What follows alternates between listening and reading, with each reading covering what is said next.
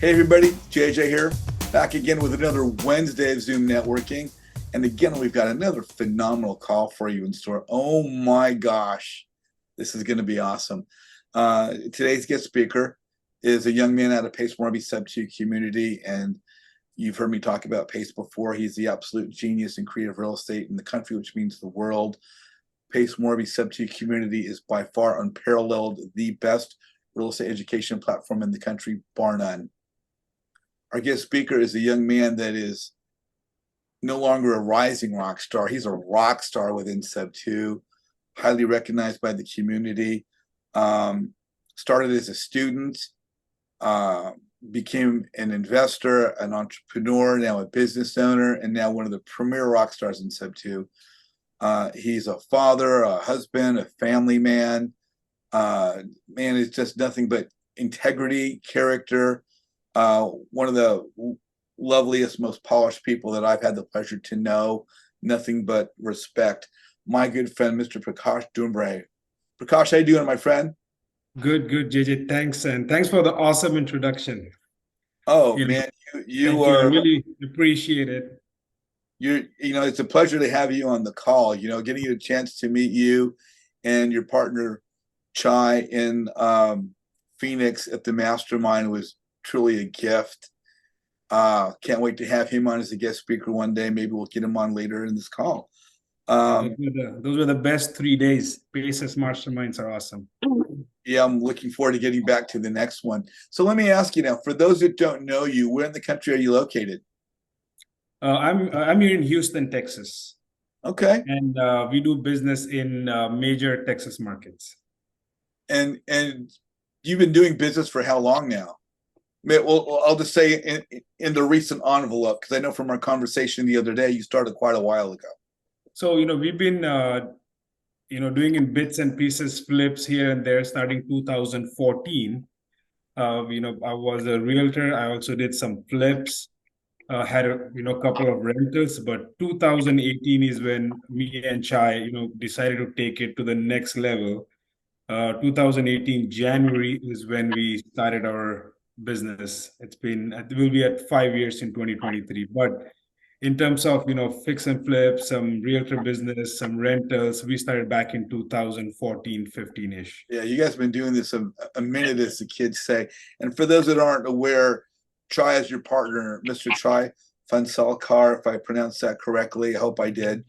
But you guys are just a tag team that's to be just amazing. And what you guys have done together is a true example of excellent teamwork. And you guys are amazing. So you're in Texas. Let me ask you now, we all have different paths in real estate. Some of us, we were around it starting early as kids. Uh, some of us, we haven't had that good fortune and it didn't come till a little bit later on in life. Um, let's go to your teens because most of us, we started driving cars and maybe we started voting at 18 and that kind of thing. Uh, in your teens, were you living here in the States? Was real estate something that was available to you? Or, what were your teens like for those that don't know you? So I was, I'm originally from India, a city called Mumbai. It's pretty big. So that's where I was. No real estate. Never thought I would be in real estate, and I was not even thinking that far, right? So I'll start from 2005 is five end of five is when I moved to Michigan. Now, how old were you when you came to the States? I was 21. 21. So you came to States at 21 and you went right to Michigan. Yeah, I went to Michigan for my Okay. mechanical engineering. And in 2007 is where I got my first job in oil and gas. I moved to Houston. So Okay. I've been in Houston since the end of 2007. Now, 2007, is that when you did your first deal? No, no, no. That's when I moved here to Houston, and I was, from 2000 end of 2007 to 2013. I was in oil and gas business, as a working as an engineer, and always interested in doing something of my own. Me and Chai also dabbled into some other IT business prior to our business in 2018. So I was in a company called Siemens Oil and Gas. I was a mechanical engineer, then moved to supply chain. I was a procurement manager for about 5-6 years. So 2012 is when I got my first house. That's the year we got married and we bought our first house in Pearland, Texas.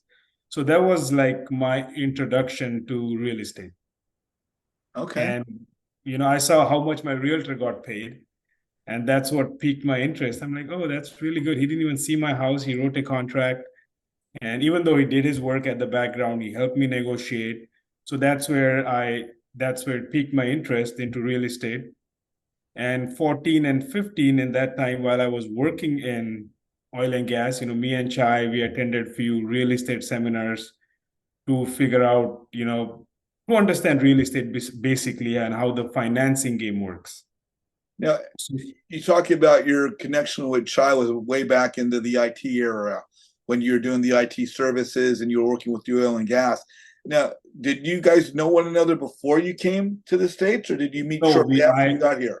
I met him actually after in 2012 when I bought a first house. I was excited, and one of my friend brought Chai to my house because we were just gonna have some drinks and have good time. So that's when that was my first meeting with him. It was around 2012. Yeah, And great. then from then to 2015, 16, all we did was drinking, going to the casinos, no serious business. That sounds great. So, so you went to university. You went to a university in Michigan. You then moved to Texas, got into oil and gas. You guys started doing your IT business to see how that would go, and then what happened in 2018?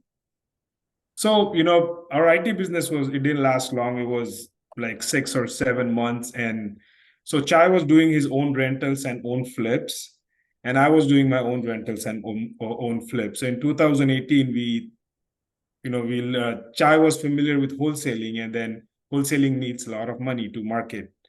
So that's when we were like, hey, let's buy some rentals and let's basically hunt them down ourselves by marketing. So we did some postcard marketing in January. That was right after the Hurricane Ike, with hoping to get some rental property. So that's how the journey started. We got our first rental back in month and a half, in March of 2018. So you guys have been at this for a while. Now, when did you make the jump into looking into some of these real estate education programs? So after our first wholesale deal, which was in March of 2018, we got our assignment fee. I think it was around $15,000. We wholesaled that deal. We wanted to keep it, but back then we didn't have that much experience. So we wholesaled it, and we used that money back then I was listening to Wholesaling Inc. a lot. Brent Daniels, Tom Kroll, and that's I think the same month we joined TTP. Did you get a chance to meet Brent Daniels when you guys got started, or just get into? We didn't meet him when we started, but we did a couple of big deals. So we have 2 podcasts with him. Oh, really? Yeah. We have 2. One was when we did one big deal, and we did a follow-up one last year, I think a year and a half back. So we have 2 with him. Tell us about that big deal you guys did. That was pretty healthy. Yeah, it was. I think till date, we, at least that I know, is in that group we have the highest assignment fee, and that that really put us on the map. It was an apartment complex, 120 unit and a 60 unit, and the combined wholesale fee was about $1 million. And this was it didn't happen in one check. It was a process. It took like about a year and a half to complete the transaction. So it was. So that's when Brent found out. He invited us for the first podcast, and that's when we met him the first time. Wow, $1 million. That's pretty healthy. So that was 2018. You kind of started that Brent Daniels journey. How did you guys come into Sub 2? How did that transpire? So I think we were following Pace Morby on the free group. On there's one Sub 2 students group, and there's a creative finance by Pace Morby, which has over 100,000. That group, I think, I was there before started any mentorships. So that's where we started following him. And then there was a lot of requests for him to start the course. And we joined like a month or month and a half after he started the Sub2 community. I'm sure we are within first couple of hundred students that signed up. So you guys were in the first wave. Yes, we were in the first wave. Yeah, I think I was the third wave because I was in after 1,000 people. Yeah, now we have like what 10 like we're getting close to 11,000. Yeah, we're just turned over 10,000. I think we're at about 10,100, 10,200. Yeah, that's at the way it's growing, we may be at 11,000 by the end of the week. Yeah, it's an amazing community, right? We can basically buy, flip, or do any deal in any state. Yeah, and of course, from my perspective as a networking guy, I think what really ties people together is the real relationships, and which is I'm really glad to have you on the call today. Pace talks about multiple titles, like an acquisitions manager, dispositions manager, transaction coordinator, integrator. They talk about all the avatars, which came on after I started. But when you got going into this, you were already doing some acquisitions. When did you realize that you wanted to start looking at multiple exit strategies? So starting day one, we always looked at multiple exit strategies, and even till we buy a lot of properties. I think we average about 4 to 5 a month that we buy within the community from the Sub2 students. So we always like to buy a property to, the first exit we look at is, can we wholesale it, right? That's the first exit. Can we rent it? Can we flip it? Or can we, owner finance it? We are doing a lot of Sub2 owner finance for last 6 to 8 months because properties are not really cash flowing because of the current high interest rate. But we are buying tons of properties subject to with anywhere between 2.5% to 4% interest rate. Now, when we talk about investing and acquiring properties, exit strategies gets into what are we going to do with these properties? Yes. Right. So we've got a bunch of new investors on the call, or maybe a couple, and we probably have many new investors that are looking on YouTube right now, watching this and understanding. Let me understand more about exit strategies.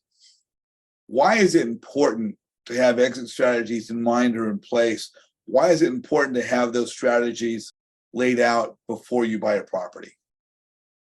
So, that is the key, right? I think everybody should have an exit strategy before you make an offer or buy a property. It's what basically exit strategy is. How are you going to generate profits from the property?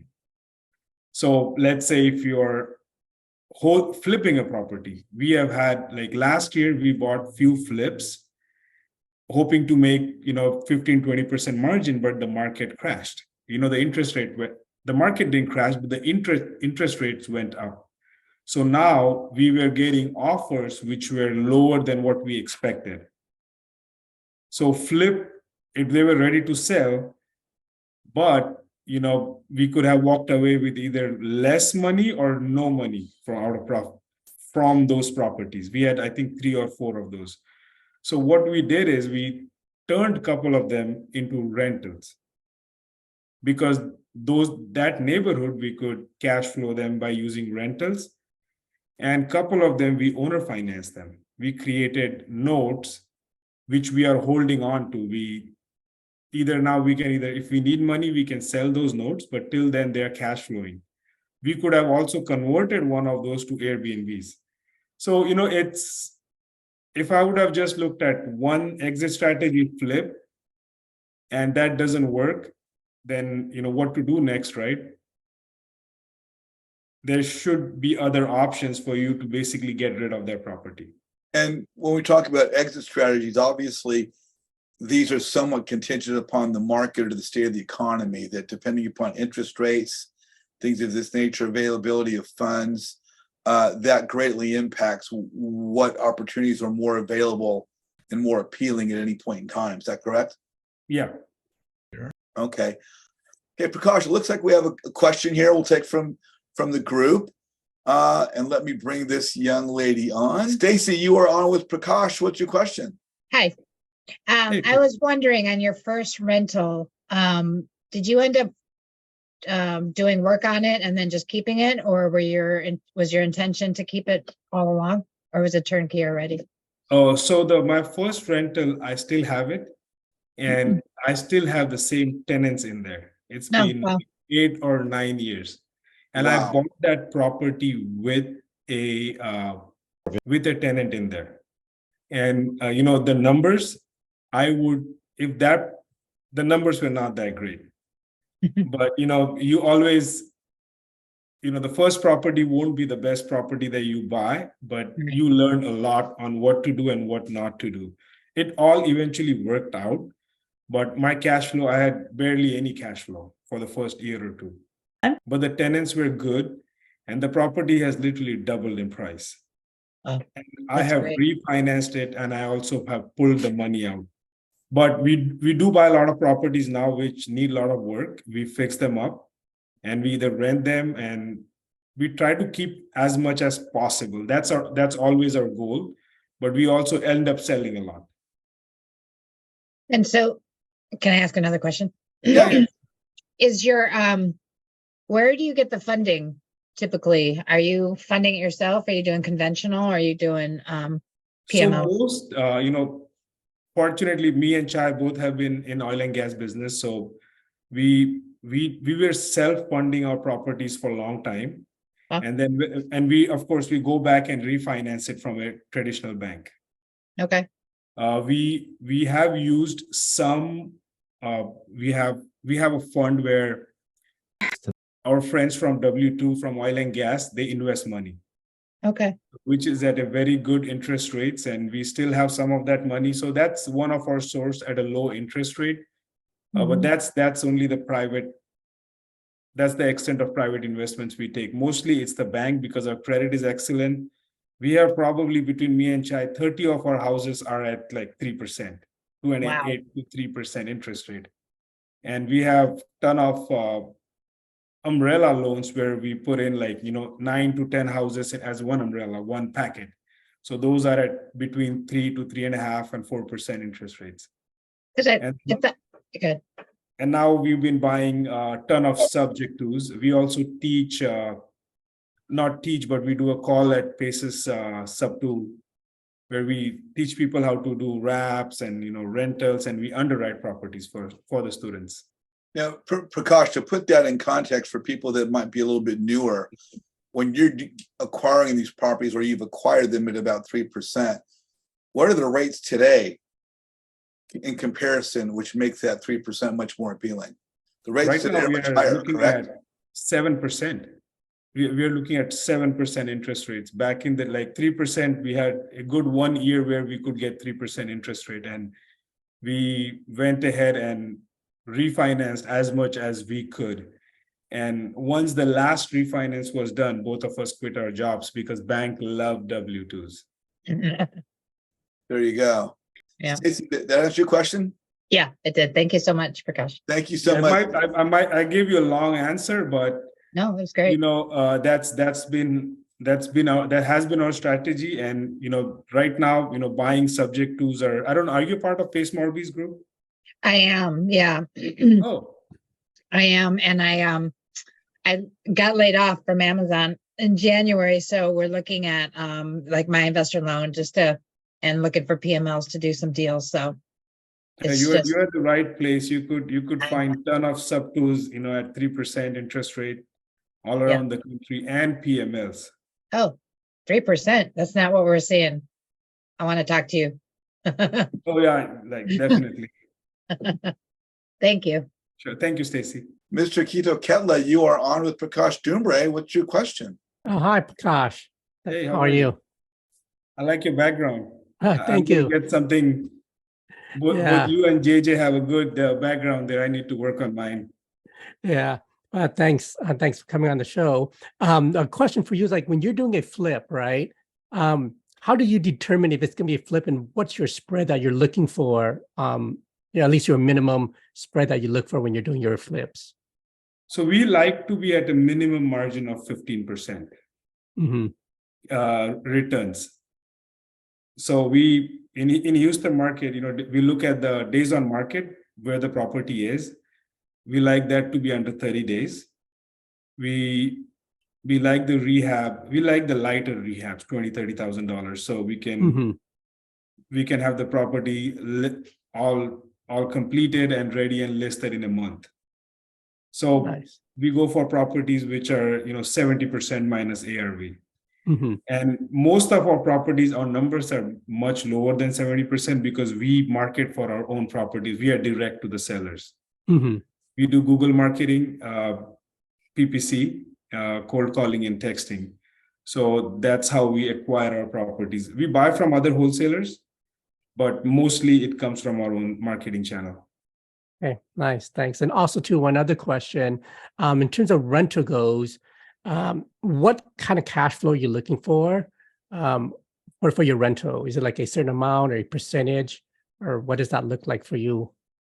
So it really depends. Sometimes if the neighborhood is nice, where we want to have the property, we know it will appreciate.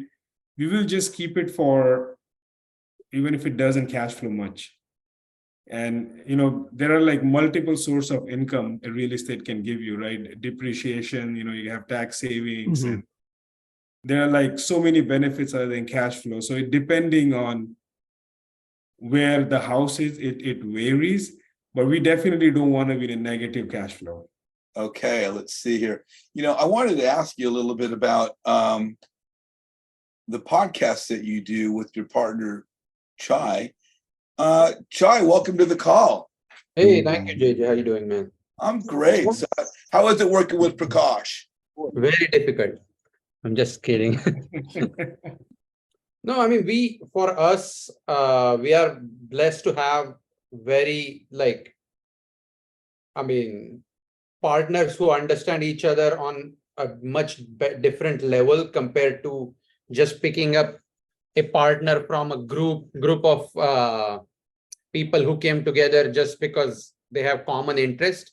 We have a lot more than common interest. I mean, we go all the way back to literally doing family planning together. Not that we have a family together, but our own families. Our Yeah. kids are same age, our kids are best friends. I mean, we had other businesses before this. We come from a similar, we come from this same place back in India. We speak the same regional language. Wow. So it's a lot of things that it's rare to find someone like us in the marketplace. I mean, I haven't seen very many partnerships that go on for so long without any issues, so to say. It has been more organic, JJ, right? We were kind of looking for business. Most of the people partner up because they met at an event and they like real estate or any other, it could be IT or whatever, but we met and we were trying to find business for years. So we had that, we know each other personally very well. And I mean, more than that, we all both come from supply chain background. I was a supply chain manager at Schlumberger and Prakash was supply chain manager at Siemens, both oil and gas. We both dealt with international suppliers. We worked on a lot of, contracts and negotiations. So we are both trained negotiators, so to say. So yeah. Our backgrounds are very conducive to real estate in a way. One of the things that I wanted to address in your guys' relationship, and it's something I talk about all the time in my group for the newer investors, is don't chase the deal, but chase the relationship. And Absolutely. Look to do business with people that you have commonality with outside of real estate. Because as us being real estate investors, we all have real estate in common. But you guys actually have a variety of common interests, commonalities that are, cultural as well as, personal interests. So we had a couple other questions. I know what I wanted to ask about. little briefly, I wanted to talk about the podcast you guys do. It's on Saturdays, right? Yep. Could you talk about that briefly and how that came about and what you guys are doing on a weekly basis? I mean, so a lot of credit goes to our third wheel in our partnership, which is Munif Saza. So it's a new and a smaller wheel, but it's right on the front lines at this point. So what that means is Munif, his wife, like when they were dating each other, Love and Munif, and Noah Hoffman and some other people, they were visiting Houston, and we just wanted to meet the popular people in sub 2 and other groups. So we just went along and like had a couple of drinks with them, and like we connected very quickly. And at that point we had this idea like, okay, if we work with someone who's popular, maybe it'll help us get more visibility. I mean, it's a natural thing, and we look at everything very scientifically. We don't want to just make relationships and then nurture every relationship that is not yielding. In business, you have to look at profitability, and then the relationships that are going to result in profitability is also important. Of course, people you don't like, it's just not going to work ever, because Exactly. no matter how much money you make, if you don't like working with them, it's not long term. But So Munif it was is a great guy. it was Munif's idea for you guys to have the podcast?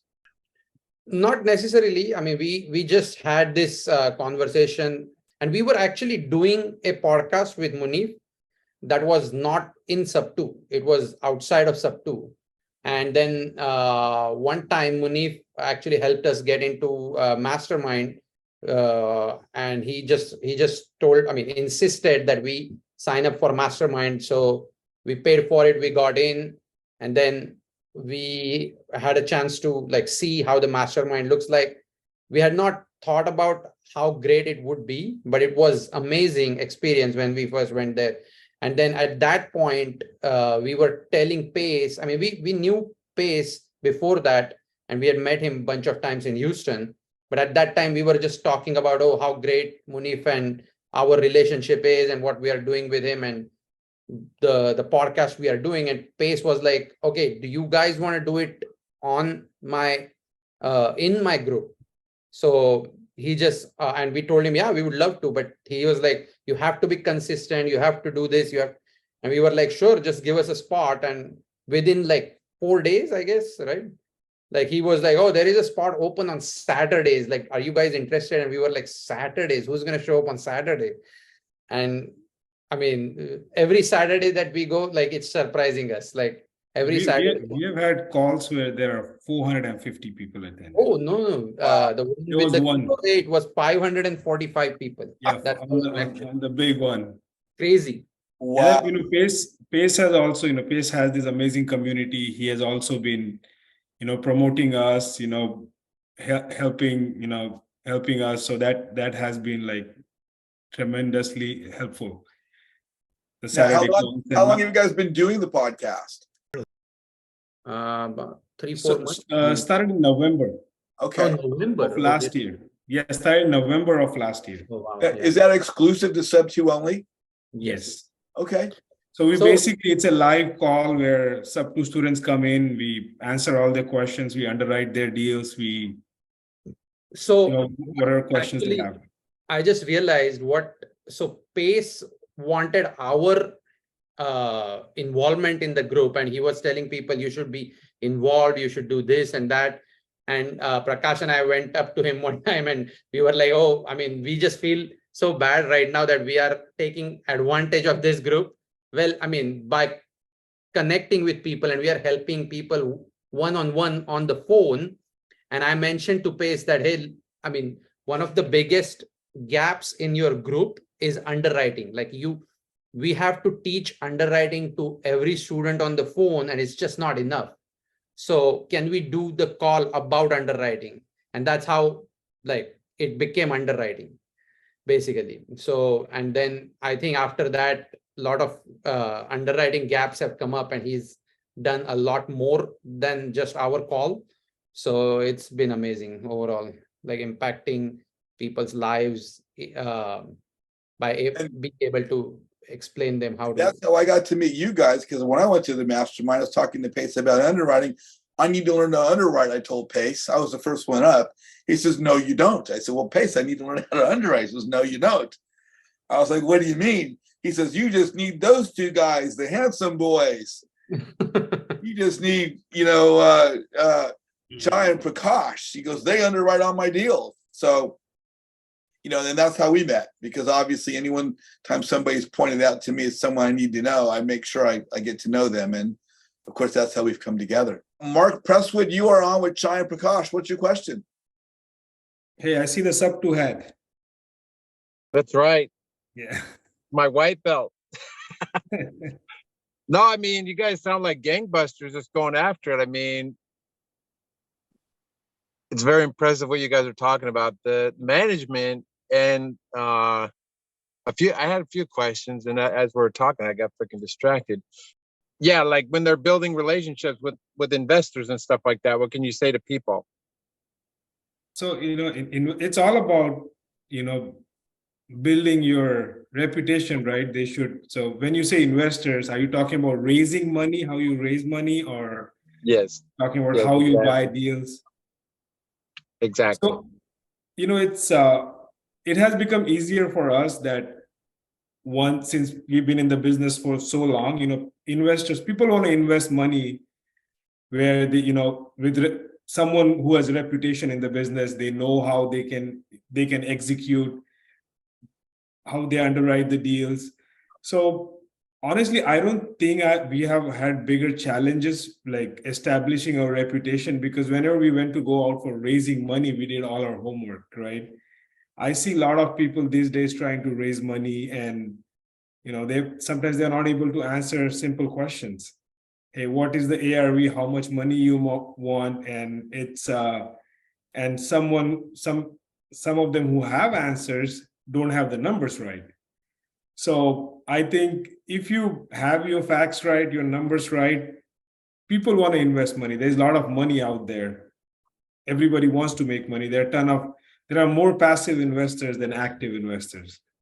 So we are in the active business, and if you have a good proposition and you come across as a trustworthy, it should not be a problem. Initially someone will reject you on deal 1, but if keep contact with them, right? And I would ask them, hey, what kind of deal do you want for you to say yes to the funding, right? And then you keep developing that relationship.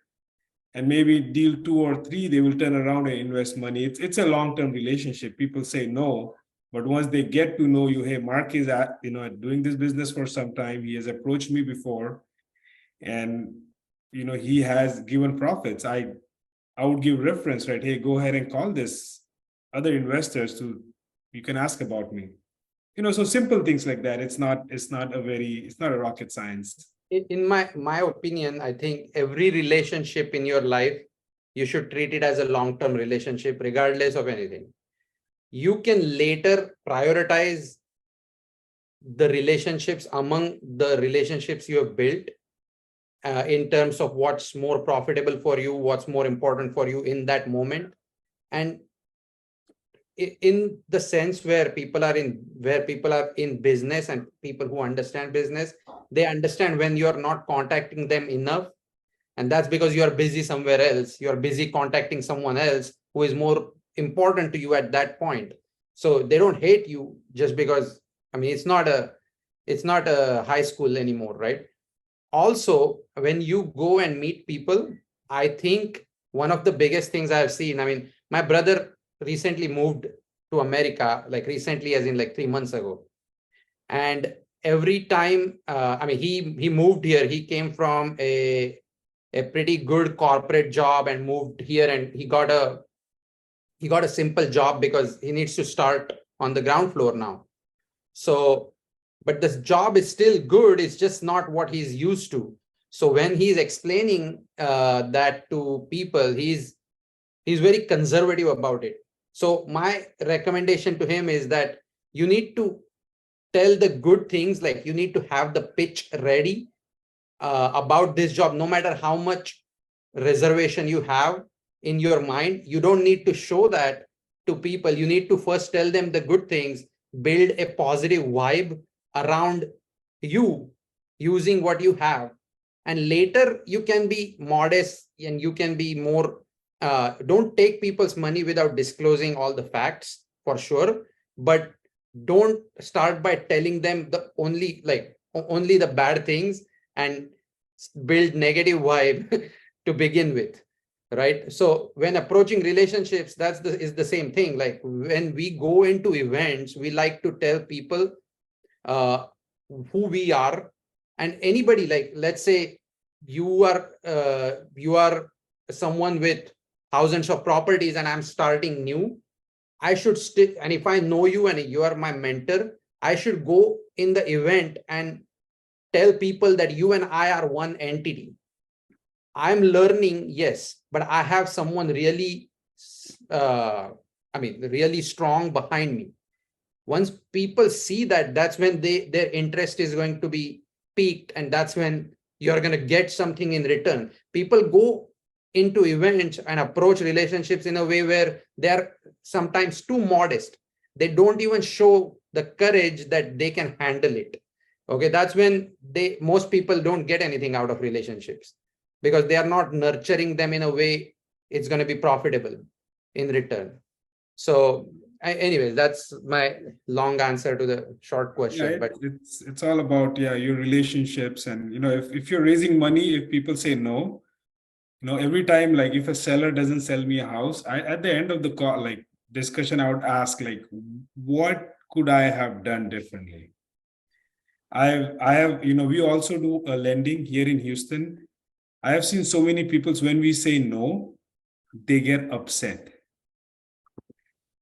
Yeah, they get upset. When we start, I always ask for constructive criticism, right? Hey, what is that you don't like? And that's how you start building relationship. Now we have investors. We don't even have to tell them what the deal is. You literally transfer money like the same day. They know their money is going to come back. It's secured. They know their returns. Because the positive vibe has been built over time around like us and around our relationship. So they don't doubt us anymore. Like Pace is a great storyteller. He's not a genius in every field that he does business in. He's just a great storyteller. He will make sure he will win your trust with the story he is telling you. Business is about profit and loss, right? Over time, you do understand who is profitable, who's not. But if you don't believe in yourself, the other person's definitely not going to believe in your story. It sounds like, this is exactly what JJ was talking about at his property tour, is connecting and stuff like that, and the importance of that, and being there. Even when you do get pushed away, just say, hey, like we were saying, what's really important is to chase the relationship, not chase the deal. And even if the deal does not go through, just as Prakash said, to ask, what could I have done differently? At that point in time, you're no longer chasing the deal, but you're pursuing the relationship. How could I have done this better? And as Chai said, it's built upon the relationship. So as Chai said, it's kind of a long answer to a short question, but again, real estate's a relationship business. And in order for us to get better at whatever we do, just as Prakash and Chai were saying, if we could align ourselves with people that are successful, be willing to learn from them, not be concerned with how much money we're getting, but just to, make the relationship and align ourselves with successful people, that will be one of the key steps to us moving forward. Mark, I want to thank you for your question. We're going to move on. We got a couple more people waiting. Thank you, Mark. Always good to see you, my friend. Io, you are on with Prakash and Chai. What's your question? Yeah, hi. Thanks so much. This is exciting. I did catch one of your Zooms a while back, and you had mentioned kind of the cost segregation play and capturing depreciation to Manif, or that was kind of the theme of that deal breakdown. But I noticed, Prakash, you were talking about the pros of keeping your W-2 for credit worthiness and that type of thing. So can you talk about the pros and cons of for like I currently have a W-2 and constantly debating whether to depart from that or not. Can you talk about the pros and cons from the financing you were referring to versus the cost segregation, things like that? We see a lot going on the social media, right? People are trying to, hey, I'm going to quit my job and jump into the real estate. And, I think having a good W-2, we are blessed, right? And so you can smoothly transition into real estate. If you like your job, if you don't of course, you want to move, that means you don't love it to do it all your life, but use that as a stepping stone into real estate. That's what we did. We quit 2 years back. We quit in 2021. And we were going to quit in 2020, but COVID hit and we were working 100% from home, no need to go to work. So that pushed it out by a couple of years. We both had good jobs, W-2 jobs paying us well. We had good position. We liked it. There was nothing bad about it. But, that really helped us buy first, I think, our 2025 rentals, because you could get DSCR loans back in the days, even now you could get DSCR loans at 8-9%. But if you could get a regular Fannie Freddie conventional loan still at 6%, you're talking about 2 to 3% difference. Right? That's on a $300,000 property. That's a $9,000 in cash flow. Just the difference in interest rate. So leverage your W-2. You get 10 properties that you could buy before they stop giving you those loans.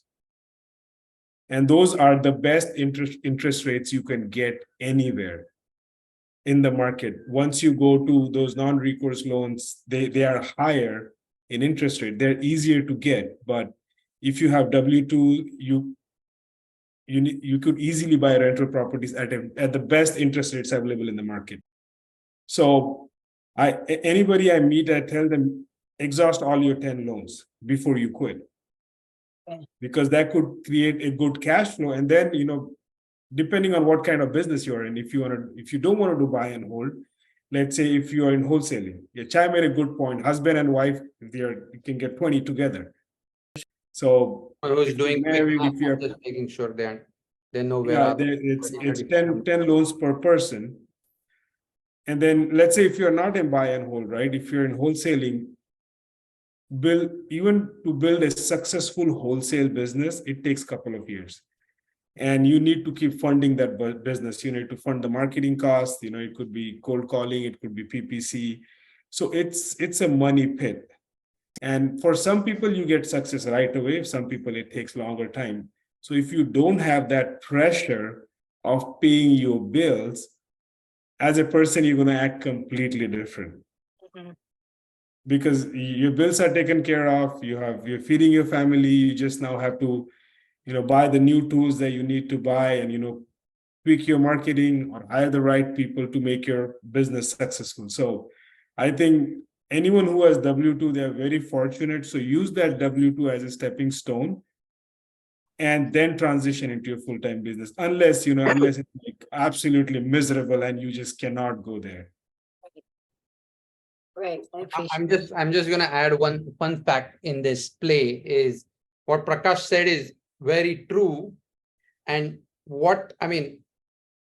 sometimes when you start chasing your side hustle and keep it as a side hustle until it gets to the level where you can transition, in that period, not like 3 things happen. Okay. One is you stretch yourself beyond your limits. So you break that ceiling of your own capabilities. Okay.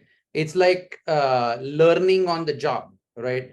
You don't have to pay. You're never like, just by joining sub-2, you're not going to learn anything until you take action.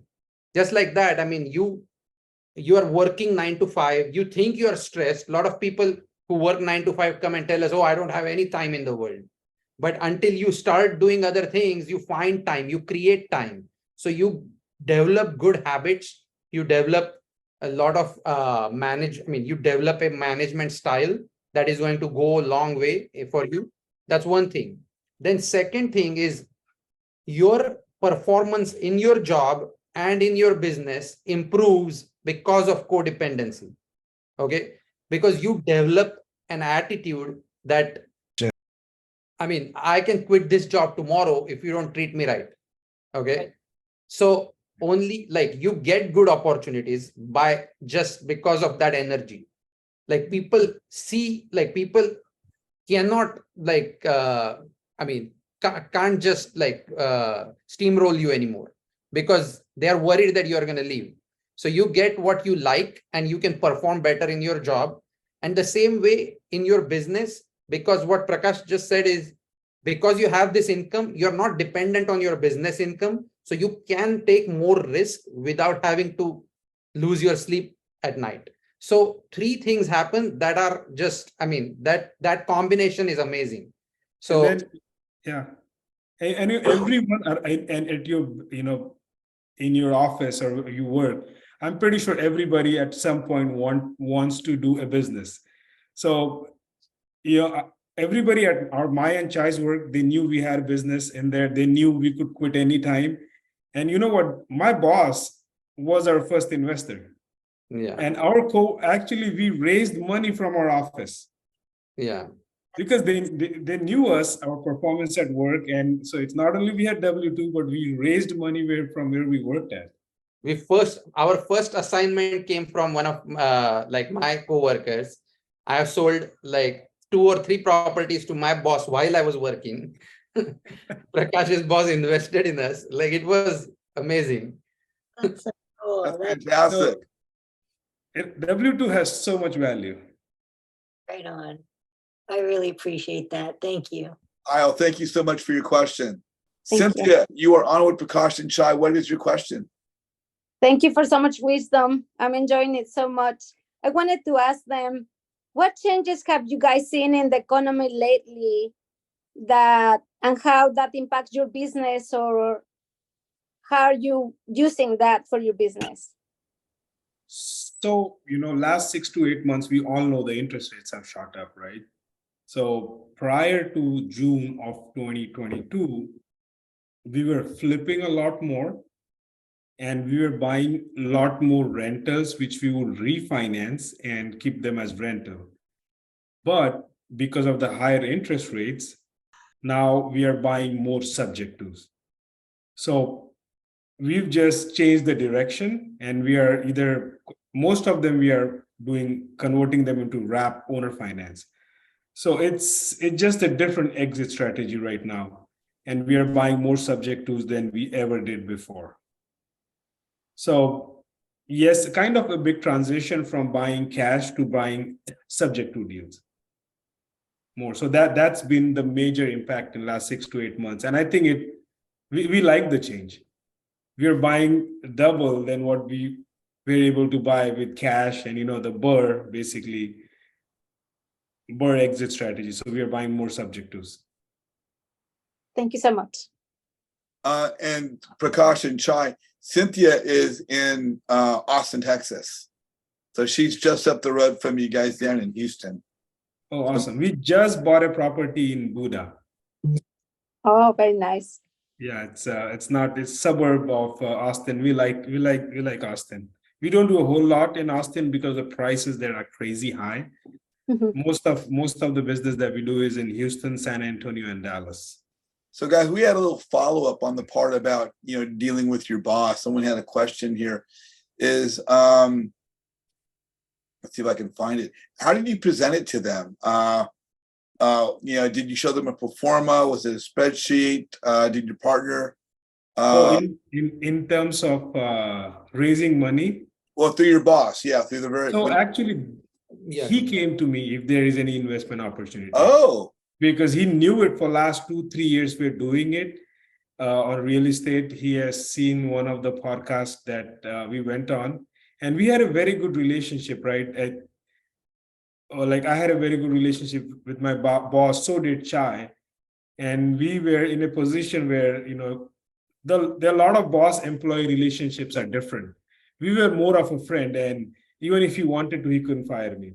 So, so it was a pretty open relationship. He also, we talked about, what I am doing all the time. In fact, he used to sometimes like, hey, can you please do this? I know you're like, I used to do real estate business at my work, but my performance was good. I met my targets all the time. So it was like more of an organic, we were in real estate business for 4 or 5 years, and I used to tell him what I was doing, and as long as it didn't affect my performance at work, he didn't care.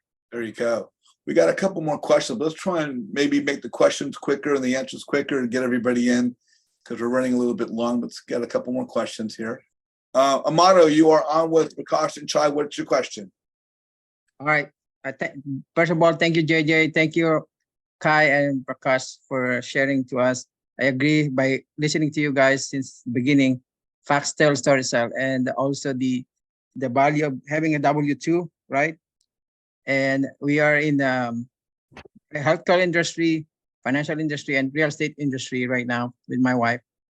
And my question is, we did some PMLs before, and also right now we have acquired several rentals. How soon do you refinance your first rentals? It all depends on the numbers. Okay. Like the renters that we have at 3%, we are never going to refinance. Right. But our goal is always to take all the money we have in the deal, like the buying price, the rehab, and all the closing cost. Okay. So we like to pull that out, whenever we can. Great. And then the deals and the houses that are, at a pretty good interest rate, we would not refinance them because, we don't like the current interest rates. Thank you, JJ. Thank you. Thank you, Amato. Julie, you are on with Prakash and Chai. What's your question? Hi, guys. So my husband and I do buy and hold. We have currently one property and we do affordable housing out of Ohio. My question is the areas that we're looking, typically the houses are under 100,000. So trying to find somebody to come in to either do PMP or PML. We're not being able to find too many portfolios. So it's like single purchases. And I just think, trying to find terms that fit for everybody. And in a couple of years, when we want to refinance and cash them out to pay them off, how does that work if there's like such a little margin that it would probably go up? Does that make sense? So if I have a $70,000 house and I had somebody, put the down payment down for us, so they're in $20,000, how would you write terms with somebody to be like a PML or a PMP with you on those properties? So this is a very detailed question, right? We would like to know the ARV. We would like to know what price point you will sell it at. We would keep it, right? So we're doing buy hold and we're just putting affordable housing tenants in there. So you're $90,000 all in, 70, you're getting $20,000. What's the value of what's the ARV? that I don't know. Because we buy the house was 70,000. It was turnkey. We didn't have to we only had to put $400 in once the inspector came in from the housing authority. And so it's all our money. This one we did by ourselves, but to scale, we're going to need partners to put the down payment on the house. So I think your answer is pretty simple. You need to figure out how much is your property going to appraise for and how much money you're going to pull out. Okay. So if your property is going to appraise for $200,000, at 75%, you can get $150,000 out in 2 years. So that means that will give you the answer. How much money do you really have to distribute, right?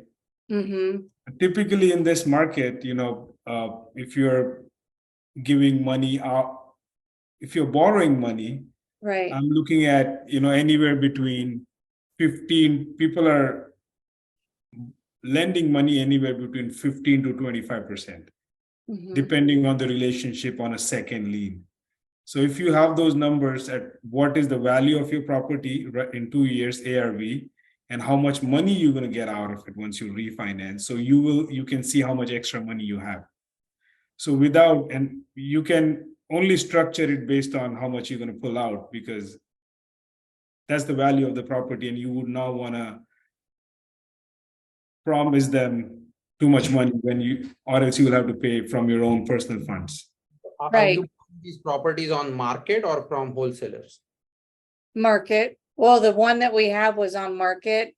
Going forward, we just came back. We just went to Ohio to kind of just look at the different neighborhoods and to see how, what it looks like. And some of the areas that we were looking to invest in, we don't want to anymore.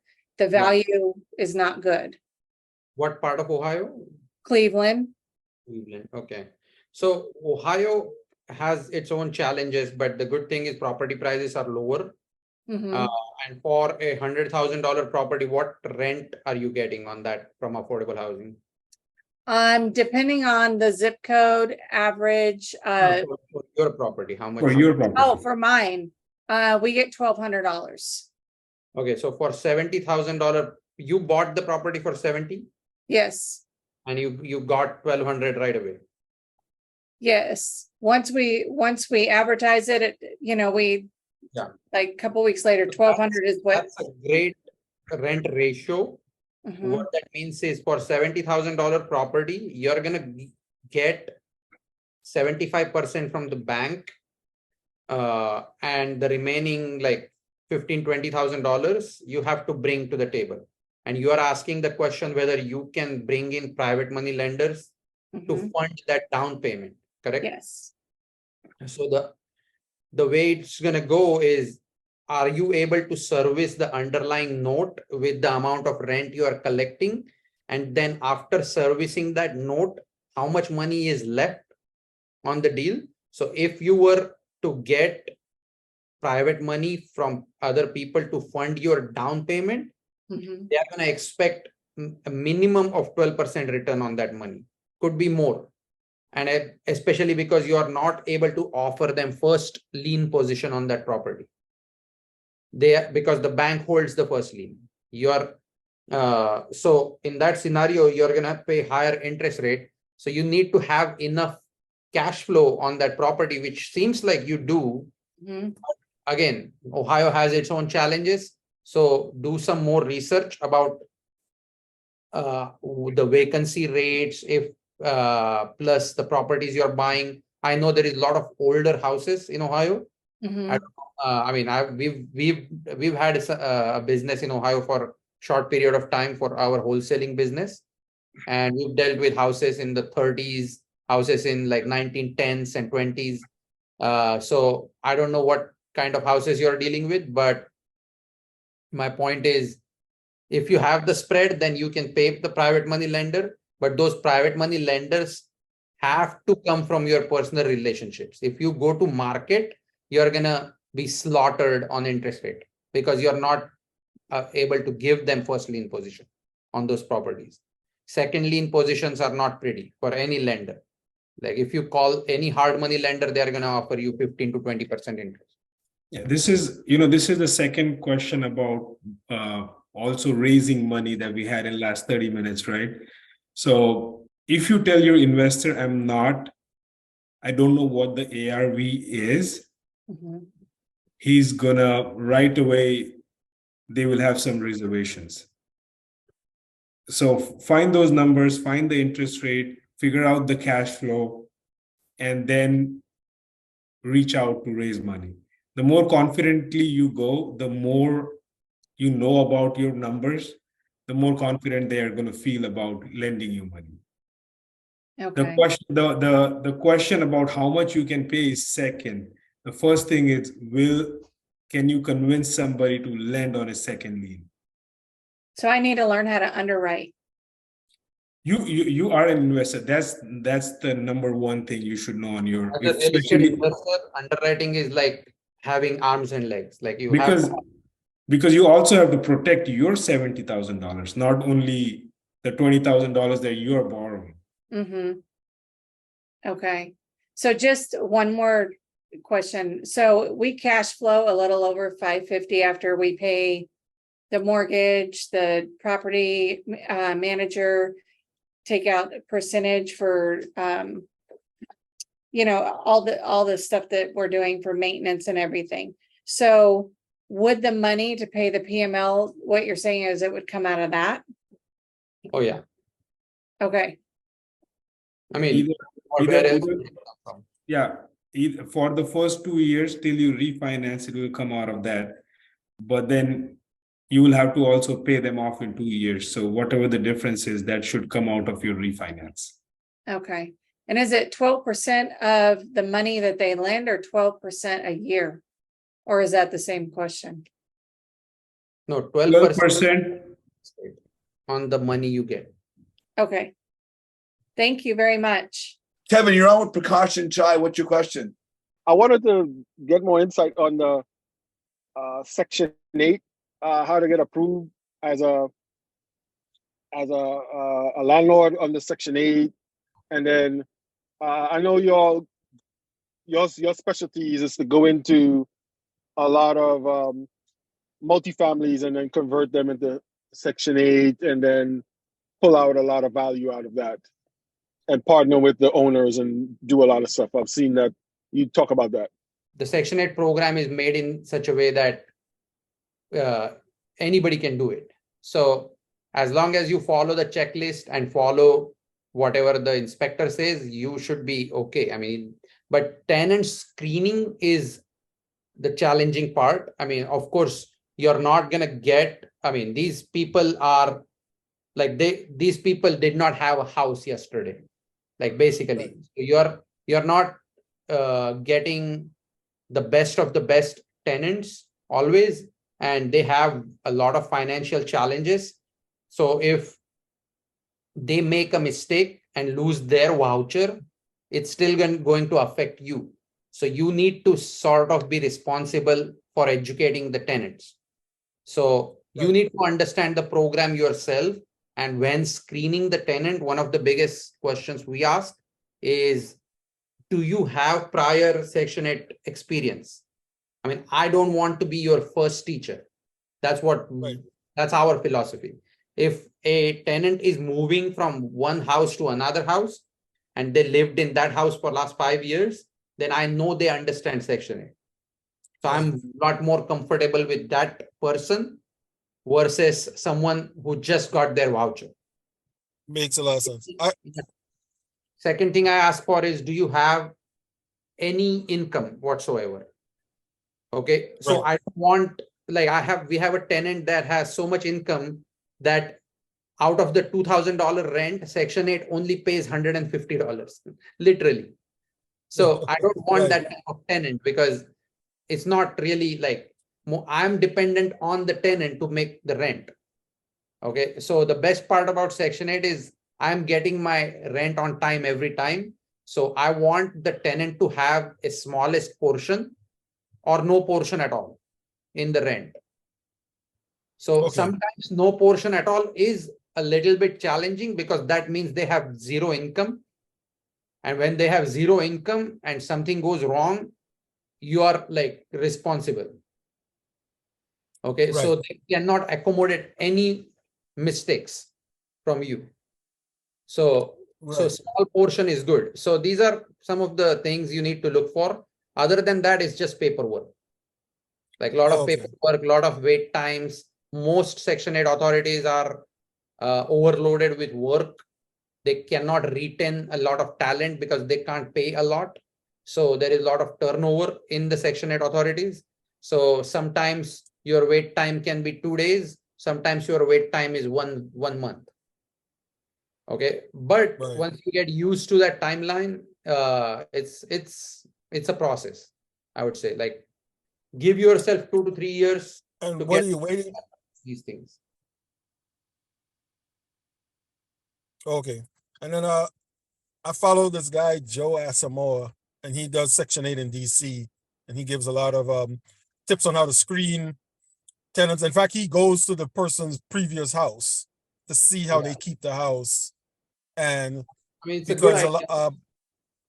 yeah, because one part of it is that they might, somebody's paying, but then they might not maintain your property. They'll destroy it, and then you have to spend a lot of money doing rehab and upkeep and all that stuff. Yep. No, Okay. that's true. That's Yeah, it's a good thing to do, but when you start doing in volume, and then you have to visit every tenant's house, it becomes Right. it becomes challenging. what we do, like our philosophy is that we develop other auxiliary businesses around our business to cover for our current business's mistakes. Okay, we don't implement stringent processes to cover for mistakes. Instead, we develop some other auxiliary businesses that will cover these mistakes.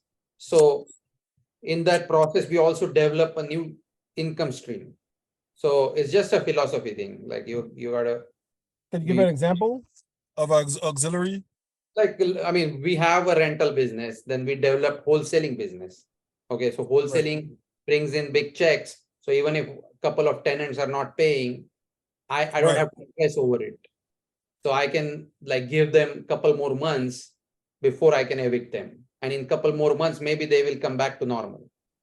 And then we develop lending business. We develop, I mean, someone might develop construction business. I mean, you can look into other things, but make sure you prioritize and focus in the order of what's making more money. So Right.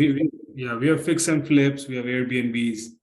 So, what the statement that you made, go see their other houses where they live in. I think it's you can do that up to a certain point. Then you have to focus your time and energy on, that could take half a day, right? If you go depending on what part of the town they are in, where they live, Right. taking their appointment and all that stuff, and then you end up rejecting them. That means you have to visit 3-4 tenants and their houses. So it's a very, very good practice. It was advised to me in the past when we were starting out, but tenants were very hesitant getting us in the house, and it was very time consuming.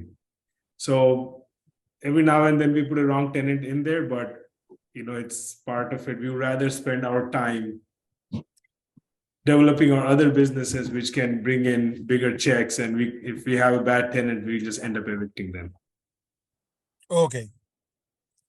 All right. Thanks for the advice. I understand. Okay. Thank you, Kevin. Kai, thank you so much for your time. We're going to wrap up right about now. Hopefully we can get you on as a guest speaker in the future. Not next week, but somewhere down the line. But thank you for your time today, Chai. Thank you. Thank you for having me. So Prakash, I guess we're gonna wrap up a little bit here. Hey, if people want to follow up with you, let me ask, are you doing any coaching or training or anything like that? Or you do have your Saturday call, but other than that, are you doing any training, or should people just jump on your Saturday podcast? Yeah, I think that's the only thing we are doing right now on Saturday, where we on an average we have 150 to 200 people attend our calls. In the future, we might start more, but we are busy in our businesses. We would like to add more value, give more to the community. So far, yeah, the Saturday sub-2 call is the only one thing. And people always reach out to us on Facebook and Instagram. I try to get respond as soon as we can, but sometimes life gets busy. Yeah, we are not able to give equal attention to everybody, but I do try to respond to most of the Facebook messages, and I try to do my best. Well, we really appreciate you being here today. Thank you. And then let me ask you one last question. My group's a networking group. So whether someone is a new investor coming to the social media platform to join Sub2 or one of the other groups that has a Facebook page for its community, or whether someone is an experienced investor who's new to the social media platform, joining the community of a Facebook group that they may join their educational community. From your experience as in your opinion, as an experienced real estate investor, what is the importance of social media and using social media for networking, as well as maybe joining a group like mine for the success of someone's business in real estate today? I think social media and networking are the number one, regardless of where you go, to improve your business. Because I feel that, whatever knowledge you need about numbers, underwriting, comms, you can find it on free Facebook groups, right? Or free YouTube, whatever, channels, and learn from that. But this business is all about working with people. I connected with you, I connected with a lot of people within your group. So it's people doing business with people. So social media is, I think it's at the top of the list. Our business has skyrocketed since we joined Sub2, and because we connected with all, awesome people like you, and we are doing business together. So it was much harder in 2018, 19, 20, where we are just trying to do business with Whoever. just by ourselves. Since we joined the community, we have a lot more friends. We know a lot more people. If I need to do a deal in LA, hey, I can just pick up the phone call and get your opinion on it. It's just so easy compared to what it used to be. Yeah. Well, thank you so much for that. It means a lot to get your opinion, and having your time today and getting to know you more makes our friendship stronger. And I look forward to that growth in the future. If you guys are watching right now on YouTube, watching the video, please like Prakash's video. Please put something in the comments. If you guys are on the car right now, hang on, don't go anywhere, because we're going to go to the breakout rooms, do some live networking. And again, Prakash, I want to thank you so much. And I guess here's where we sign out and tell everybody thank you so much, and we'll see them soon, I guess, right? Yes, yeah, hopefully soon. Thank you for having me on here. It was fun. Thank you so much, everybody. Thank you for joining us today. We'll see you soon.